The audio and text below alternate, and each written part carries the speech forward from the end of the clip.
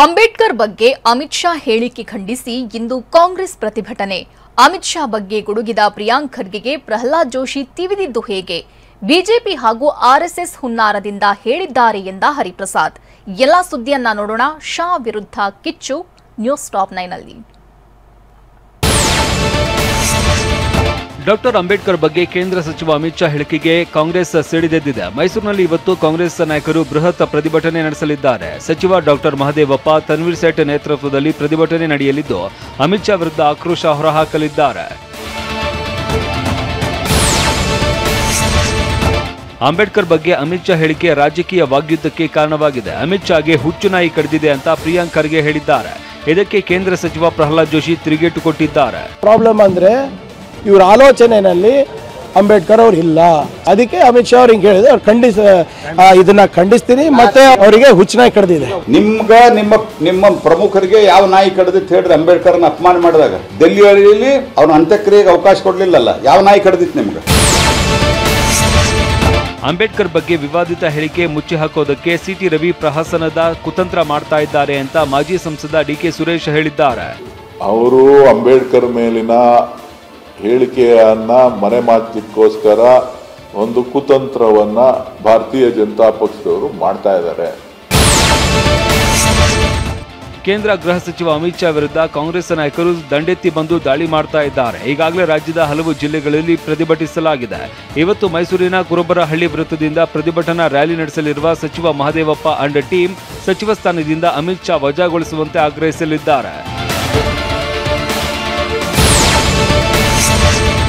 ಅಂಬೇಡ್ಕರ್ ಬಗ್ಗೆ ಅಮಿತ್ ಶಾ ವಿವಾದಾತ್ಮಕ ಹೇಳಿಕೆ ನೀಡಿದ್ದಾರೆ ಅಂತ ಬೆಂಗಳೂರಿನಲ್ಲಿ ಕಾಂಗ್ರೆಸ್ ನಾಯಕ ಬಿಕೆ ಹರಿಪ್ರಸಾದ್ ಕಿಡಿಕಾರಿದ್ದಾರೆ. ಇದಕ್ಕೆ ಆರ್ಎಸ್ಎಸ್ ಹುನ್ನಾರ ಇದ್ದಂತೆ ಅಮಿತ್ ಶಾ ಹೇಳಿದ್ದಾರೆ. ಕೇಂದ್ರ ಗೃಹ ಸಚಿವ ಅಮಿತ್ ಶಾ ಗಡಿಪಾರಾಗಿದ್ದವರು.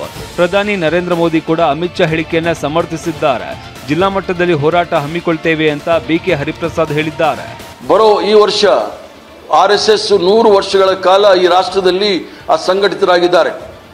100 ವರ್ಷಕ್ಕೆ ಏನಾದರೂ ಮಾಡಬೇಕು ಅನ್ನೋ ಹುನ್ನಾರದಲ್ಲಿ ಈ ವಿಚಾರವನ್ನು ತೆಗೆದುಕೊಂಡಿದ್ದಾರೆ. ಅದರಲ್ಲೂ ಸಹ ಅದನ್ನು ಬೇರೆ ರೀತಿಯಲ್ಲಿ ತಿರುವುಕೊಳ್ಳಲು ಅಮಿತ್ ಶಾ ಅವರನ್ನು ಉಪಯೋಗಿಸಿಕೊಂಡು ಸಂವಿಧಾನಕ್ಕೆ ಬಾಬಾ ಸಾಹೇಬ್ ಭೀಮರಾವ್ ಅಂಬೇಡ್ಕರ್ ಅವರಿಗೆ ಅವಹೇಳನ ಮಾಡಿದ್ದಾರೆ.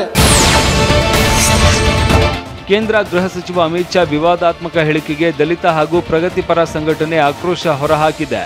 ಬಾಗಲಕೋಟೆ ಜಿಲ್ಲೆ ರಬಕವಿ ಬನಹಟ್ಟಿಯಲ್ಲಿ ಬೃಹತ್ ಪ್ರತಿಭಟನೆ ನಡೆಸಲಾಗಿದೆ. ಮಾನವ ಸರಪಳಿಯನ್ನ ನಿರ್ಮಿಸಿ ರಸ್ತೆ ತಡೆದು ಬೃಹತ್ ಪ್ರತಿಭಟನೆ ಮಾಡಿದ್ರು.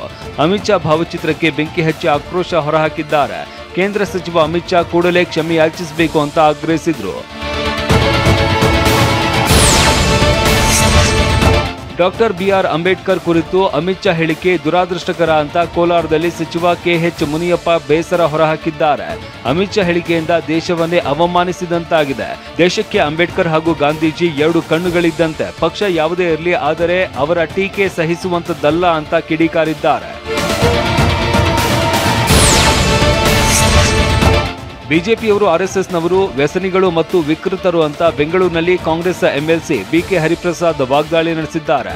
ಗಾಂಧೀಜಿಯಿಂದ ಹಿಡಿದು ರಾಹುಲ್ ಗಾಂಧಿ ತನಕ ಅಪಪ್ರಚಾರ ಮಾಡ್ತಾ ಇದ್ದಾರೆ. ಬಿಜೆಪಿಯನ್ನ ಬೇರೆ ಅರ್ಥದ ಪಾರ್ಟಿ ಮಾಡೋದಕ್ಕೆ ಹೊರಟಿದ್ದಾರೆ. ಬಿಜೆಪಿಯವರು ಹೇಳಿದಂತೆ ರಾಹುಲ್ ಗಾಂಧಿ ಡ್ರಗ್ ಅಡಿಕ್ಟ್ ಆಗಿದ್ದರೆ 10,000 ಕಿಲೋಮೀಟರ್ ನಡೆಯೋದಕ್ಕೆ ಆಗ್ತಾ ಇರಲಿಲ್ಲ. ಡಾಕ್ಟರ್ ಬಿಆರ್ ಅಂಬೇಡ್ಕರ್ ಬಗ್ಗೆನೂ ಅಪಪ್ರಚಾರ ಮಾಡ್ತಿದ್ದಾರೆ ಅಂತ ಕೆಂಡ ಕಾರಿದ್ರು. ಬಿಜೆಪಿಯವರು ಉದ್ದೇಶಪೂರ್ವಕವಾಗಿ ಲೆಕ್ಕಾಚಾರ ಹಾಕೊಂಡೇ ಹೇಳಿದ್ದಾರೆ ಅಂತ ಬಿಕೆ ಹರಿಪ್ರಸಾದ್ ಆಕ್ರೋಶ ಹೊರಹಾಕಿದ್ದಾರೆ. ರಾಜ್ಯಸಭೆಯಲ್ಲಿ ಉದ್ದೇಶಪೂರ್ವಕವಾಗಿಯೇ ಅಮಿತ್ ಶಾ ಹೇಳಿದ್ದಾರೆ. ಬಿಜೆಪಿಯವರಿಗೆ ದಲಿತರು, ಕೆಳವರ್ಗದವರು, ಶೂದ್ರರು ಬೇಕಾಗಿಲ್ಲ. ಅವರಿಗೆ ಮೇಲ್ವರ್ಗದ ಜನತೆ ಇರಬೇಕು ಎಂಬ ಉದ್ದೇಶ ಇದೆ. ಕೆಳವರ್ಗದ ಉದ್ಧಾರ ಮಾಡುವುದು ಬೇಕಿಲ್ಲ ಅಂತ ಆಕ್ರೋಶ ಹೊರಹಾಕಿದ್ದಾರೆ.